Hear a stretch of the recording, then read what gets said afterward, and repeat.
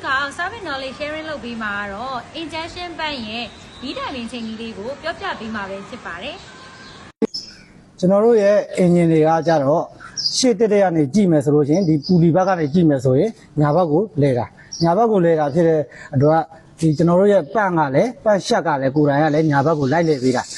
အဲ့ဒီမှာမှကျွန်တော်တို့ကခုနကတော့ထားတဲ့ net ကလေးတွေကိုအတင်းမကျက်တွေကို short ထားတာဖြစ်တဲ့အတွက်သူ့မှာမိတိုင်ပင်အနေအများကိုတင်ဖို့ short ဖို့ကဒီကိုချိုးလေးကနည်းနည်းလေးပဲရှိတယ်ဒါအင်းလဲတဲ့အတိုင်းညာဘက်ကိုပတ်ချက်ကိုလိုက်ပြီးတော့အောက်ဘက်ကိုပေါ့တိုက်လှည့်ပေးမယ်ဆိုလို့ရှိရင်ဒါမိတိုင်ပင်ကိုတင်တာအမြင့်ဆုံးအနေထားပြန်ပြီးတော့ short မယ်ဆိုလို့ရှိရင်ကျွန်တော်တို့ကအနည်းဆုံးအနေထားပန်းကကျွန်တော်ကစပြီးပြန်ပြီးတော့တက်တာဖြစ်တဲ့အတွက်အနည်းဆုံးမှလည်းမထားဘူး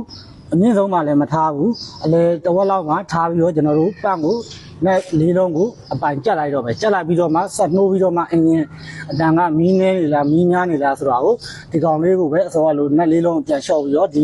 ရှက်ကလေးကနေပြီးတော့ပြန်ပြီးတော့ကစားပေးမယ်